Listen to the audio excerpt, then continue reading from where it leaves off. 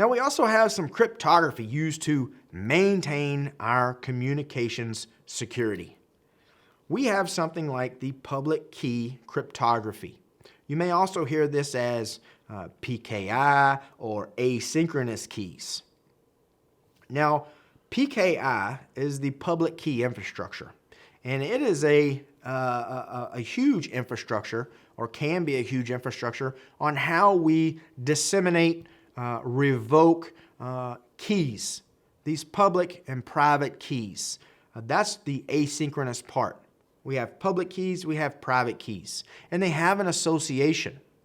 Now, this association is through a certificate authority, a CA, because they're going to be responsible for giving out these certificates that are associated with your public keys. Now, you can encrypt something with somebody's public key. Let's say we're in the same organization, and I want to send you some data, and I want you to be the only one that can read that, to see the message. So what I could do is encrypt that data with your public key. Now, since the public key and private key have that relationship, the only person that can unlock that package is the one that has the corresponding private key. And that should be you, because we don't want our private key being compromised. It's private for a reason. It only belongs to you. It's not public where everybody can see it, but it's private. So only you should be able to unlock that package. Now, we can also have symmetric key encryption. And we've seen this already, we just didn't call it that. We called it a pre-shared key. But that's symmetric encryption. Both sides have the exact same key. It's not like a public and private where they have an association, a relationship, but they're different. Pre-shared keys are identical. So I could encrypt something with a AES key and send it to you. But now somehow I need to get that key to you. So I could call you on the phone, I could send you an email, I could send it snail mail, an instant message, all of which could have risks associated with that, could have vulnerabilities built into that. So whatever's best, but any way you can, you need to get that pre-shared key to the other person so they can unlock the data. Now, a lot of the times what can happen is, because symmetric key encryption and decryption is faster than asymmetric. So if I have large amounts of data that I'm trying to encrypt and send to you, I will use a symmetric key and encrypt that data. And I will send you the data. But now I'm going to take that pre-shared key and encrypt that with your public key.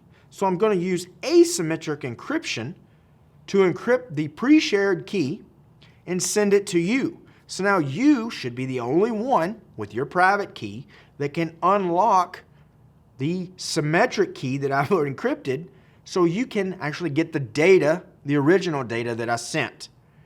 Now that might sound a little convoluted, but that's a pretty secure way of passing data. Because again, somehow I have to get you that key. How am I going to do that? Using asynchronous or asymmetric encryption is a very good way of doing that, the public and private keys. Instead of me sending you an email, which is not secure necessarily, sending you an instant message, which may not be secure. Snail mail could be secure, but somebody could steal it, may not get there, theft, it's very slow, right? Or I could just walk it over to you and whisper it in your ear, I guess. Different ways we could get that information over to you. And then we have digital signatures. I think in domain 1, I mentioned the word non-repudiation.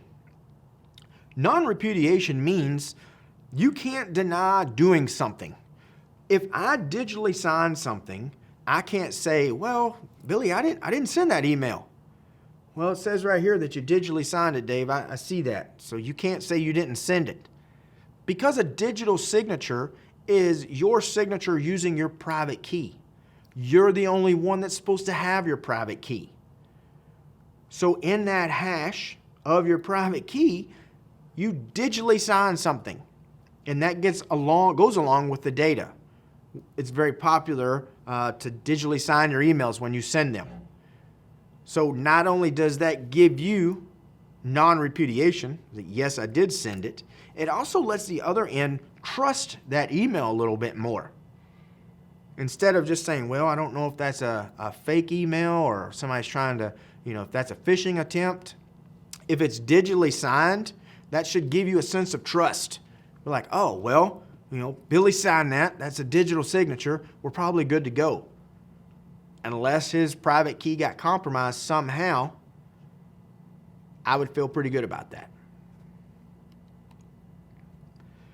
Now, those certificates that I mentioned just a second ago, we can have different ones when it comes to secured communications. We can have client SSL certificates.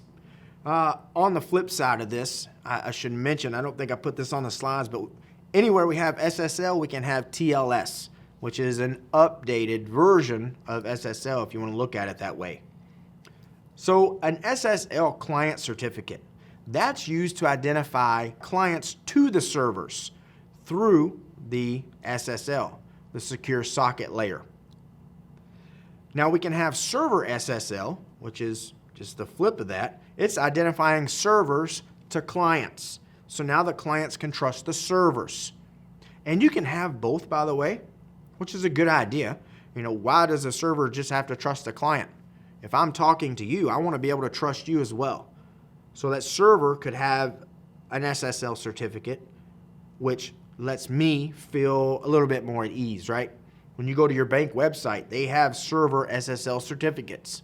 You'll see HTTPS, I hope.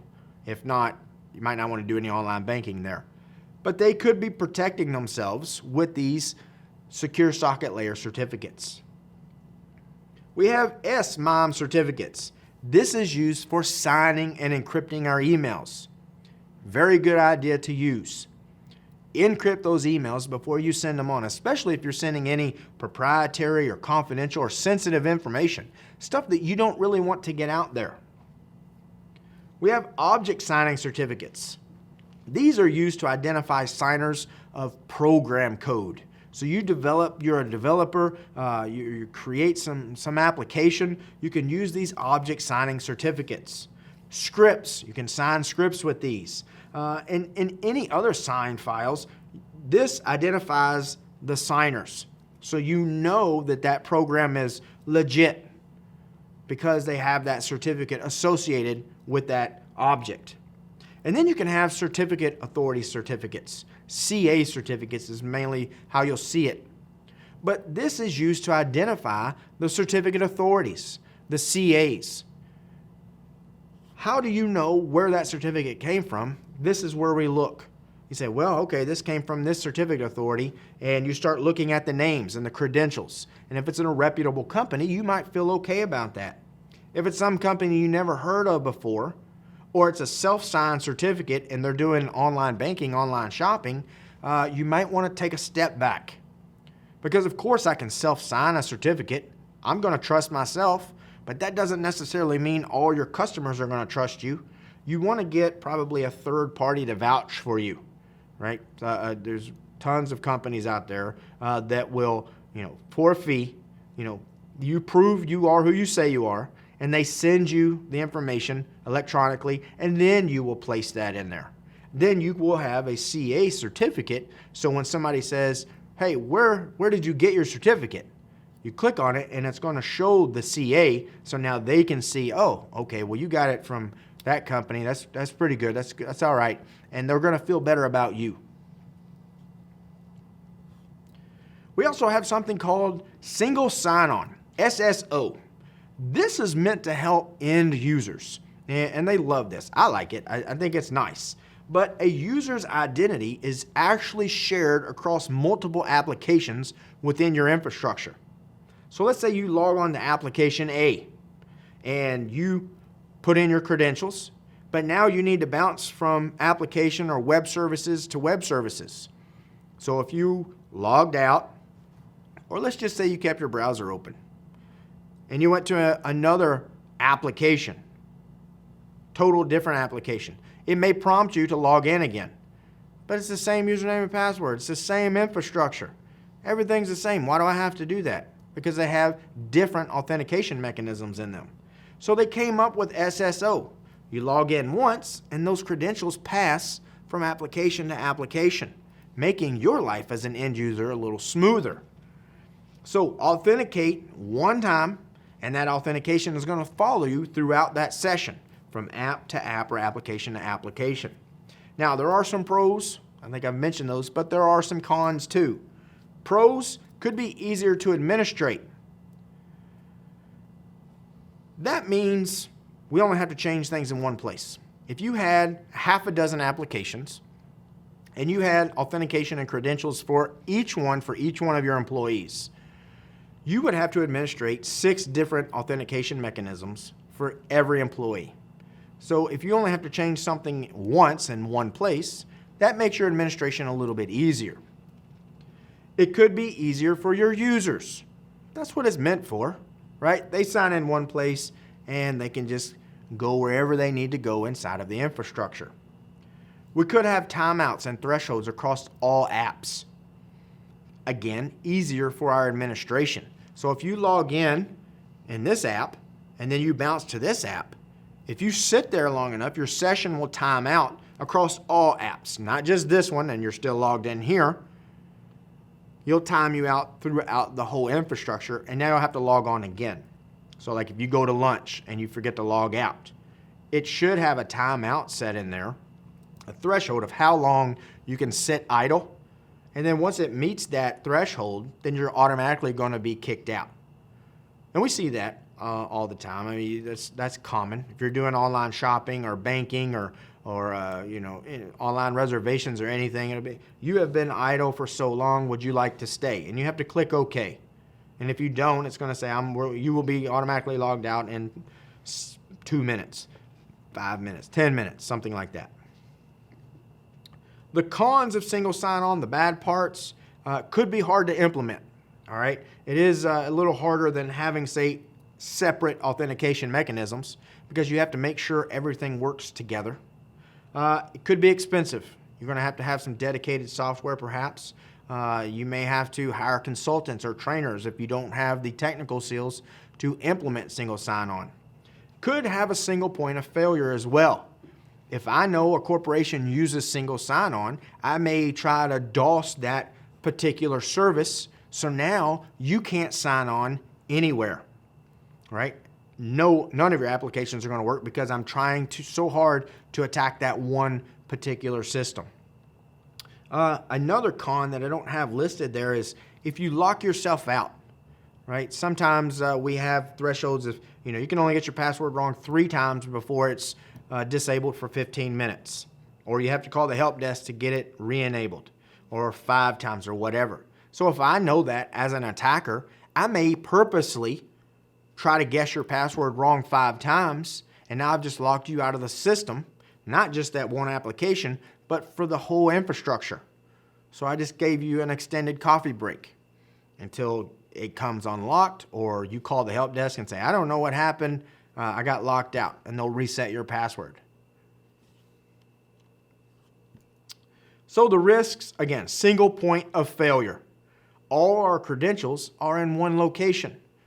Not the best idea, but on the flip side, it is the best idea because that's the easier to administrate part of it, right? I have one location where I need to change information. So again, this is the risk analysis we talked about.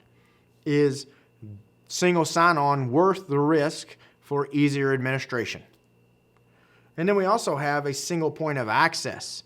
Talked about that just a second ago, where I could DDoS that server and maybe cause some authentication issues. Now, coming up, we're going to continue on with Domain 4 and start talking about secure network components.